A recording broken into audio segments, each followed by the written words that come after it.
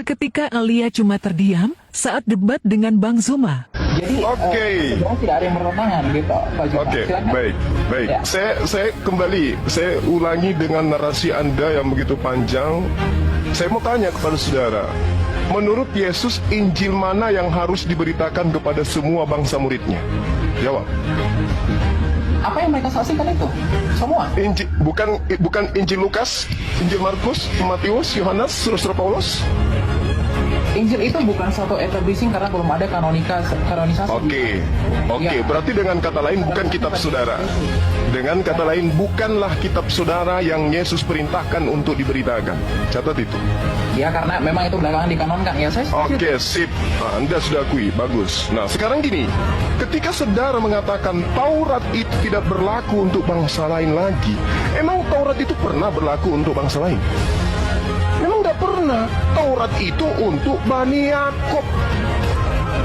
Jadi Yesus mati di atas tiang salib untuk membatalkan hukum Taurat untuk Kristen itu nggak nyambung. Yesus datang membatalkan hukum Taurat di atas tiang salib untuk Kristen, nggak nyambung. Efesus 2 nomor 15, dengan matinya Yesus, dia telah membatalkan hukum Taurat beserta segala ketetapan yang ada di dalamnya. Itu nggak nyambung itu. Kenapa Yesus Paulus mengajarkan itu? Orang Farisi ini mengajarkan itu. Kenapa? Karena target sasarannya adalah orang-orang yang tidak bersunat. Target sasarannya adalah orang-orang pemakan babi. Mohon maaf. Target sasarannya adalah penyembah-penyembah dewa. Siapa itu? Kekaisaran Romawi Yunani. Itu target sasarannya. Sehingga hukum Torah yang berat itu menurut pandangan orang Roma dan Yunani kudu harus batal dulu baru diterima oleh mereka. Makanya pernyataan Paulus itu jelas. Jadi kalau Anda mengatakan Taurat tidak berlaku lagi untuk bangsa lain, Bung, Anda belajar di mana? Hukum Taurat itu untuk Bani Israel, bukan untuk non-Israel. Maka sekarang hai orang Israel, dengarkanlah ketetapan dan peraturan yang kuajarkan kepadamu untuk dilakukan supaya kamu hidup. Ini untuk orang Israel. Jangan kau menambahi, jangan kau mengurangi. Ulangan 4, satu perikop Anda baca, Anda nggak nyambung di situ. Kemudian ulangan 6, inilah perintah, yakni ketetapan dan peraturan yang kuajarkan kepadamu atas perintah Tuhan Allahmu yang dilakukan di negeri di mana kamu pergi untuk mendidikinya, supaya seumur hidupmu engkau, anak cucumu takut akan Tuhan, berpegang pada segala ketetapan yang dan perintahnya yang disampaikan kepadamu, supaya lanjut umurmu. Maka dengarlah, hai orang Israel. Dah ada itu, Bang. Taurat itu untuk Bani Israel. Kalau Anda kurang yakin, silakan Anda baca di dalam ulangan 33. Hukum yang ada untuk Bani Yakub saja, bukan untuk Anda. Jadi kenapa Yesus mati untuk Anda? Apa hubungannya? Kalau Yesus datang untuk membatalkan dalam perspektif Anda menggenapi, kenapa untuk Anda? Anda sopo? Di dalam di ulangan 33 dijelaskan, Musa telah memerintahkan hukum Taurat kepada kita, satu milik bagi jemaah Bani Yakub. Anda Bani Yakub? Bukan. Satu lagi, Yeremia 31:31, aku akan membuat perjanjian baru dengan Bani Israel dan Bani Yehuda. Anda Bani apa? Hah? Bukan Anda. Jadi ngapain Yesus mati di atas tiang salib untuk Anda? Ngapain? Tujuannya untuk membatalkan hukum Taurat. Iya, berarti Yesus untuk Bani Israel, bukan untuk Anda.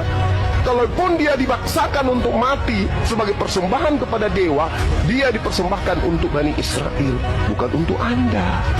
Kecuali Anda benar-benar Romawi dan Yunani yang dihadiahkan konsep Tuhan, dihadiahkan kitab, baru betul.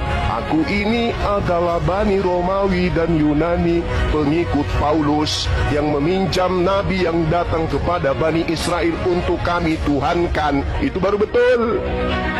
Saya jempol kalau Anda jujur di situ. Yang pertama, Anda sudah mengakui jemaat mula-mula yang didirikan oleh Petrus adalah jemaat bersunat. Berarti mereka bukan Kristen. Mereka adalah Bani Israel yang percaya Yesus utusan Tuhan, belum terkontaminasi dengan ajaran Farisi. Sedangkan yang di Antioquia murni mutlak absolut pengajaran Farisi. Muncullah Kristen penyembah manusia, dan itu Anda aminkan hari ini. Makanya saya tanya, Injil mana? Injil Lukas? Bukan. Markus? Bukan. Injil yang mana? Ya Injil Yesus. Mana Injil Yesus itu? Baca kitab Anda. Kalau Anda punya Bible, saya jaring sekarang. Di dalam Yohanes 1 nomor 48, Yesus memanggil Filipus. Filipus, ikutlah denganku. Kadia, ikut denganku wahai Filipus. Filipus disebut namanya, ada legalitas dari Yesus untuk Filipus. Lalu kemudian di Kisah Para Rasul 8 di nomor 35, Filipus memberitakan tentang Injil Yesus. Yang diajarkan oleh Filipus adalah Injil Yesus, bukan Injil Lukas, Markus, Matius, Yohanes, bukan. Jadi kalau Anda pun memaksakan memberitakan Injil kepada seluruh makhluk, maka berita yang harus didengarkan itu adalah Injilnya Yesus yang dibawa oleh Filipus, bukan Lukas, bukan Paulus. Sadari itu kalau Anda memang benar-benar ingin selamat. Yesus punya Injil sendiri yang diberitakan muridnya Filipus, dan Filipus mendapatkan legitimasi jelas. Sementara Paulus, Lukas, Markus, pengarang Matius, pengarang Yohanes, pengarang Markus, itu tidak ada legitimasi dari dia, dari Yesus. Sementara sumber firman, bahkan kalian mengatakan firman itu adalah sang firman, itu adalah Yesus. Sang firman memberikan legitimasi kepada Filipus, bukan kepada penulis Injil Anda. Jadi Injil Anda itu bukan yang harus diberitakan ke seluruh dunia. Simpan itu di peti, cari Injil Filipusnya, beritakan kepada dunia. Disitulah yang benar. Injil Filipus masih ada sisanya. Yesus menikah dengan istrinya Maria. Silakan.